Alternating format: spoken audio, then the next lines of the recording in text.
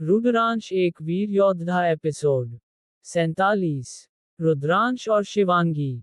जब सभी ने उस आवाज को सुना तब सबके चेहरे पर हैरानी के साथ दरब लग रहा था। यह आवाज कोई और नहीं एल्डर द्रविड़ की थी। जब सभी ने एल्डर द्रविड़ की बात सुनी तो सभी बाहर जाने के लिए तैयार हो गए। शिवांगी ने रुद्रांश की तरफ देखा और देखा कि वह अभी भी अपनी आंखें बंद करके बैठा हुआ था।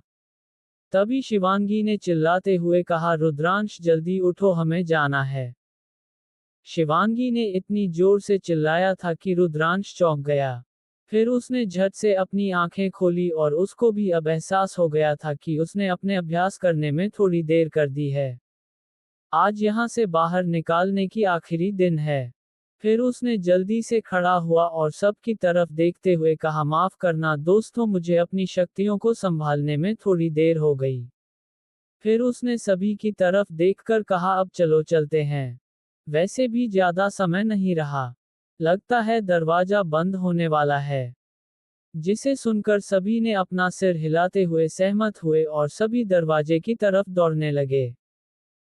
दूसरी तरफ एल्डर द्रविड़ ने जब देखा कि रुद्रांश अभी जाग गया है और वह सभी के साथ दरवाजे की तरफ आ रहा है, तभी उनके चेहरे पर एक राहत का भाव आ गया। उन्होंने मन ही मन कहा, शुक्र है कि यह लड़का जाग तो गया। वह भी शुक्र मना रहे थे कि तभी उन्होंने देखा कि दरवाजा धीरे धीरे बंद हो रहा है। जिसे देखकर उनके चेहरे पर घबराहट नजर आने लगी। फिर उन्होंने अपने दांत पीसते हुए मन ही मन कहा, इन सब ने थोड़ी देर कर दी है। दरवाजा अभी बंद होने ही वाला है। लगता है मुझे ही कुछ करना पड़ेगा। फिर एल्डर द्रविड़ ने अपने हाथों को एक साथ मिलाकर एक शक्तिशाली ऊर्जा को उत्पन्न किया। वह ऊर्जा दरवाजे की तरफ बढ़ने लगी और दरवाजा जो कि अभी बंद होने ही वाला था वह वहीं पर ही रुक गया।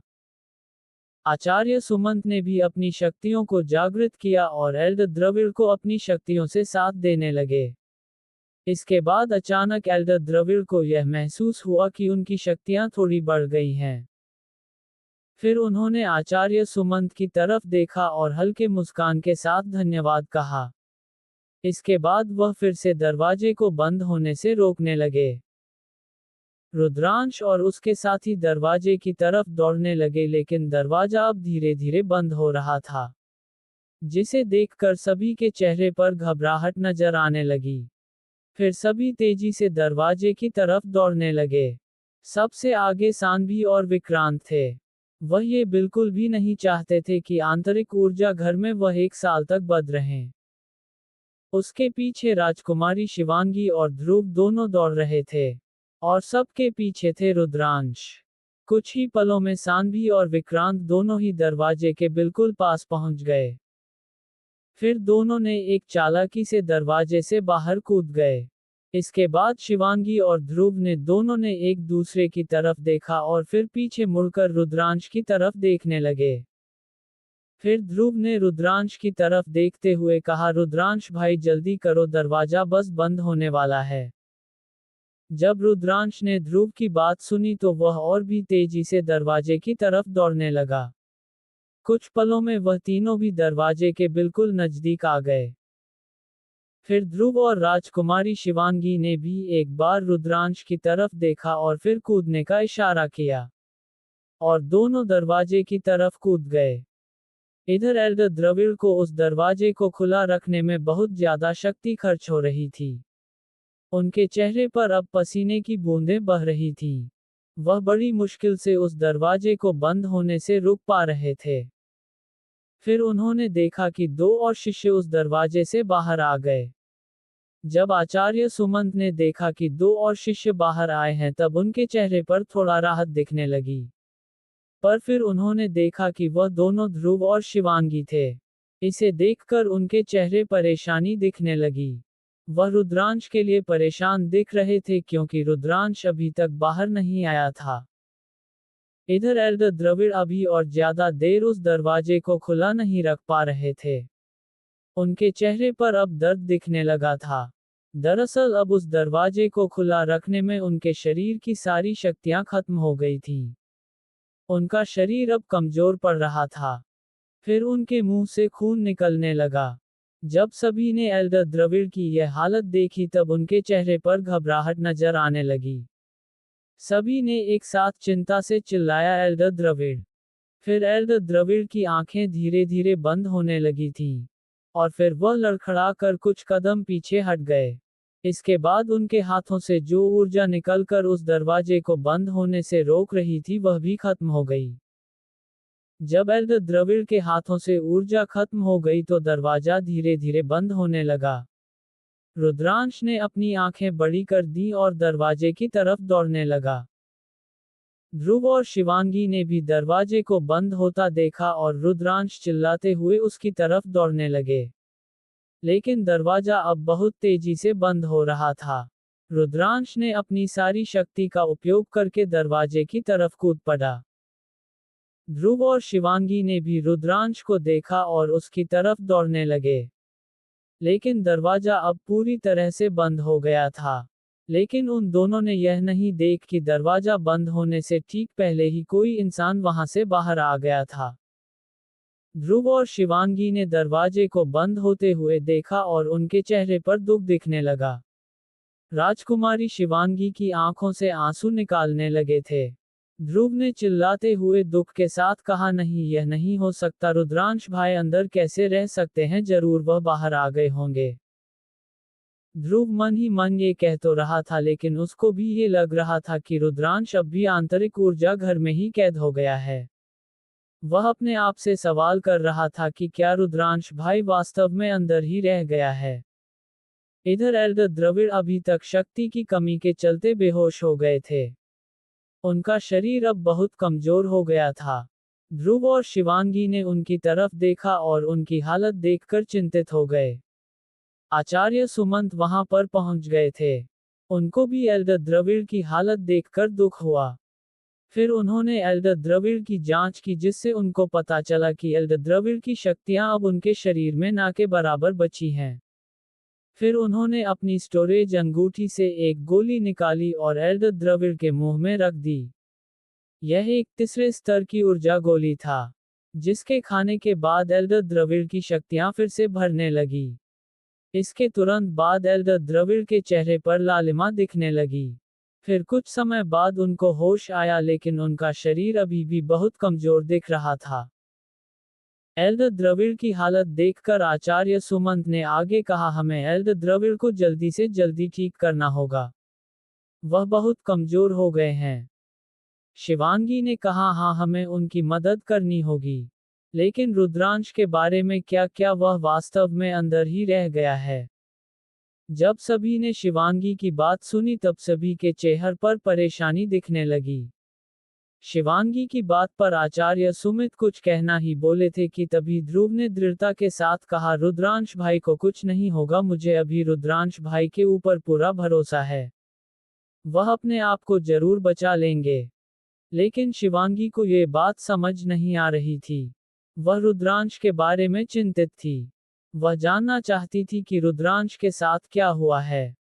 वह भी चिंतित हो ही रही थी कि तभी वहां पर एक आवाज सुनाई दिया, अरे यार, मेरे पूरे कपड़े गंदे हो गए। अगली बात जब मैं को धोऊंगा तो एक ऐसी जगह ढूंढ कर को धोऊंगा जहां पर मेरे कपड़े गंदे ना हो।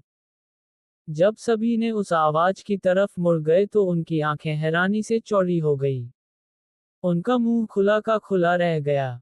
वह सभी उस आवाज को पहचान नहीं पा रहे थे, लेकिन जब उन्होंने उस आवाज के मालिक को देखा तो उनकी आंखें और भी चौड़ी हो गईं। उस आवाज का मालिक कोई और नहीं रुद्रांश था। वह अपने कपड़ों को देखकर मुस्करा रहा था। उसके कपड़े वास्तव में बहुत गंदे हो गए थे और रुद्रांश अपने कपड़े में लगे धूल को झड़ता हुआ उन सभी की तरफ आ रहा था। उसको अभी तक ये पता नहीं चला था कि एल्डर द्रविड़ घायल है। वह बेपरवाही से उन सभी की तरफ आ रहा था। जब शिवांगी ने रुद्रांश को देखा तब उसके चेहरे पर एक मुस्कान आ गई। उसके चेहरे पर खुशी के आंसू बह निकले। फिर वह अपने आप को संभाल नहीं पाए और फिर रुद्रांश की तरफ दौड़ने लगी। जब रुद्रांश ने अपना नाम सुना तब वह उस तरफ देखने लगा जिस तरफ वह आवाज आई थी। जब उसने देखा कि कौन उसका नाम पुकार रहा है तब वह चौंक गया, क्योंकि यह कोई और नहीं बल्कि शिवांगी थी। फिर शिवांगी तेजी से दौड़ते हुए आकर रुद्रांश के गले लग गई। शिवांगी की ऐसी हरकत देखकर रुद्रांश बहुत हैरान हो गया। वह अब तक इतनी आश्चर्य में था कि वह अपनी जगह से हिल भी नहीं पा रहा था। उसके चेहरे पर हैरानी के भाव थे। दरअसल उसको ये यकीन नहीं हो पा रहा था कि राजकुमारी शिवांगी उसे इस तरह से गले लगा रही है। वैसे तो वह राजकुमारी शिवांगी से प्यार करता था, लेकिन फिर भी उसे इस बात का भरोसा नहीं हो पा रहा था। जब सभी ने अपने सामने का नजारा देखा तब सभी का मुंह खुला का खुला रह गया। किसी को कुछ समझ ही नहीं आ रहा था कि अभी उनके सामने आखिर हुआ क्या। रुद्रांश के चेहरे पर हैरानी के भाव थे। वह अपनी जगह से हिल भी नहीं पा रहा था। शिवांगी ने उसके गले से अपना चेहरा हटाया तभी उनको यह एहसास हुआ कि वह भी सबके सामने क्या कर रही थी, जिससे उसका चेहरा शर्म से टमाटर की तरह लाल हो गया। फिर वह रुद्रांश से अलग हो गई। रुद्रांश को तो मानो कुछ समझ में ही नहीं आ रहा था। वह अपनी जगह पर किसी पुतले की तरह खड़ा हुआ राजकुमारी को ही देख रहा था। जब शिवांगी ने देखा कि रुद्रांश एक जगह खड़े होकर उसकी तरफ देख रहा है, तब उसको भी असहज महसूस हुआ। अब बाकी सब भी होश में आ गए थे और उन दोनों को अजीब तरह से देख रहे थे। फिर शिवांगी ने थोड़ी हिचकिचाहट के साथ पूछा, रुद्रांश क्या तुम ठीक हो? रुद्रांश ने उसकी बात सुनकर होश में आते हुए हड़बड़ाते हुए कहा, मैं ठीक हूँ। मैं आंतरिक ऊर्जा घर से बाहर आ गया हूँ। शिवांगी ने मुस्कराते हुए कहा, मैं जानती हूँ। मैं तुम्हें देख रही हूँ। तुम बहुत गंदे हो गए हो। रुद्रांश ने अपने कपड़ों को देखा और कहा, हाँ मैं बहुत गंदा हो गया हूँ। मुझे लगता है कि मुझे अपने कपड़े बदलने चाहिए।